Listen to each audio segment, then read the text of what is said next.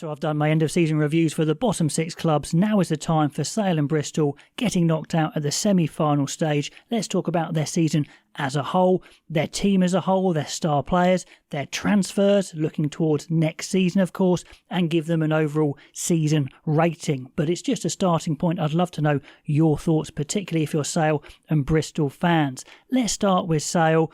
Now, Sale to me look like a very balanced team. When you look at the team on paper, I mean, straight away, let's just go through this team. It looks like it's got everything. But then when it came to the acid test against Leicester, they just fell short, and they'll be very disappointed with their performance against Leicester. Because you look at the team, I mean, starting with the back line, you've got a controlling 9 in War, you've got an exciting 9 in Quirk, you've got one of England's best ever fly halves in Ford, playmaking, picking holes. Then you've got a power man in Matty White, you've got a second playmaker in Dupree. The wingers, you've got a speed man in Reed, you've got a big man in Roebuck who's great in the air, and an all-rounder in Carpenter. Doesn't really get much better as terms of balance there. You've got a very young England front row, well, props at least. You've got Rod and Apocofajor starting. John did well when he came on. McIntyre's good. You've got loads of other young props there as well. I mean, you've got Ralph McEachran, who we're going to see in the under-20s. He's probably going to be their starting loosehead. You've got Ty Raymond. You've got a lot of really good players. You've got Jabulu going in there next season. So front row should be great. Second rows are okay. Johnny Hill has had a pretty good season, but he's leaving. And back row, you look at it on paper and you've got Tom Curry, one of the best flankers England have probably ever had. Ben Curry's in his best ever season, and all the Dupree boys absolutely, playing good rugby. So there's no real reason on paper why they shouldn't have done a bit better this season. But maybe they're maxed out. Maybe it's just the other sides are a little bit better. But that's why it's disappointing. They look like a team who could play any style. They can play tight, they can play loose, they can move the ball around, they can play a kicking game. But then against Leicester, every single area, they weren't quite as good as Leicester. Now, picking out star players is, of course, just very subjective, but I think Ben Curry has to be in there. He has been the go-to man, very consistent, played a lot of games. Tom Curry's obviously in and out with injury, really good leader. He's bulked up a little bit as well, and his link play is outstanding. Their best try, their try in that semi-final was when Ben Curry and Tom Curry linked together with 2 nice pop passes, and in they go with Rob Dupree. So I think George Ford has to be there as well, because if he's not in that team, then you don't have that extra bit of magic. Rob Dupree is a good fly half if he was to fill in, but he's not got that magic of George Ford. I think they actually said that Rob Dupree played every single minute of the whole season, which is crazy stuff for him. He's kind of a 10 who's been playing 13 and doing a really good job. Not the quickest 13, but strong, really good skills, of course. And Tom Roebuck, I think, would go there as my 3rd star, but it's very close just because Roebuck gives him so much height in the air on the kick chase and power. LCD's obviously been good. Rob Apocofajor, although he didn't have the best semi.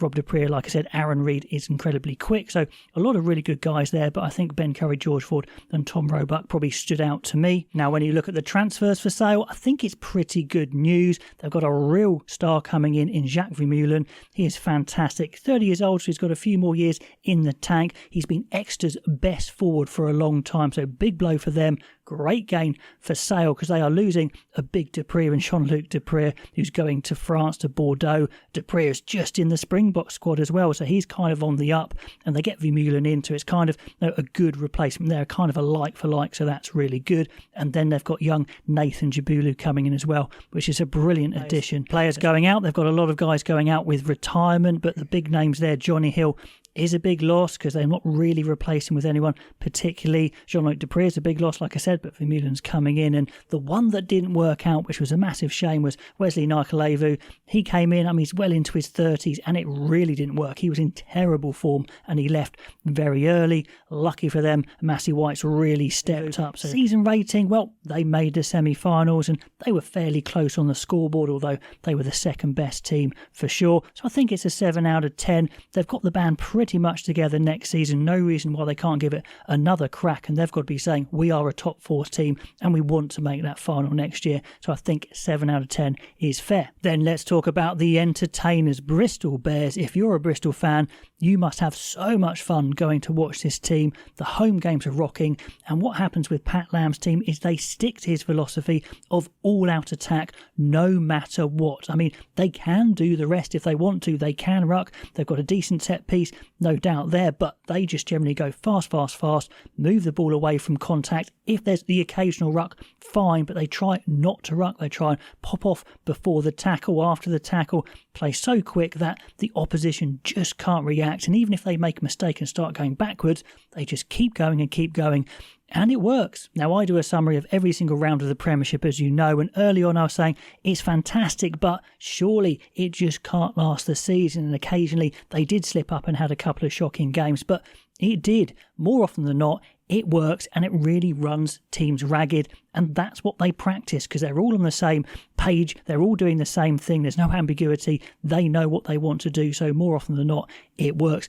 And they have the players to do it. It worked for a lot against Bath, but then they had that dodgy 20 minutes where Bath just blitzed them after the half-time break, and that was a big disappointment because they've had a really good season, actually. And you look at their team, and a lot of these players are not the star names, but maybe they should be. I mean, Ravovo is an unbelievable attacker, and alongside Ibitoy, these are two of the most dangerous wingers in the Premiership, and they are allowed just to rove with the ball. They can go sideways. It's fine, because eventually they're going to find the gap. Like I said, they don't tend to get isolated because they don't tend to go down and ruck, which is a big positive and just so hard to defend. Opposition must hate playing Bristol.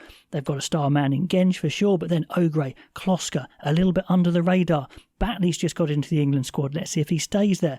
We did an interview with Fitzharding. He's become the main man, the captain at Bristol. And, watch that interview if you want to get insight into how he's come through. But maybe he should have higher recognition. So hard to call it, but I'll go for Genge, Fitzharding, Van Rensburg and Ibitoy as being their stars this season. But let me know, because Randall could absolutely be there. Batley, players like that. Players coming in, players going out. Well, it's an interesting one. We've got Max Pepper coming from Newcastle, who's going to be a very useful scrum half and wing. He's going to fit so well into the style, as will Tom Jordan, a recent Scotland international coming from Glasgow. He's 26 and he is playing the rugby of his life. He could play fly half, he could play fullback, he could play centre. He's going to be so useful. I think he's going to get loads of game time, loads of starts. Might come straight in and start maybe at fly half, who knows, maybe at 12. Move that ball around. He is one to watch.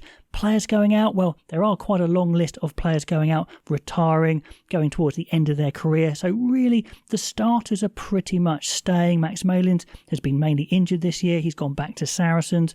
Delangu's gone, but he was a little bit older. Diego Bailey, it's a shame. He was a promising youngster, but generally, it's good news. Harry Byrne was just a loan, so that was always not going to stick around. So generally, the band is together, and they should absolutely go for top four again. And who's to say they won't make it again? What is for sure, it's going to be pure entertainment next season. They are not going to give up on their style, and they want to try and make it work and go all the way to that Premiership title. So I think I give them an 8 out of 10, just because I think they've had a slightly better season. Even though they got knocked out at the semi-final stage, some of their performances are unbelievable, and they really ran Bath close. So let me know if you think they should be a 7 with Sale or something else. But that's my summary for Sale and for Bristol. Let me know what you think of their seasons down below. Love to know your thoughts, and I'll catch you next time.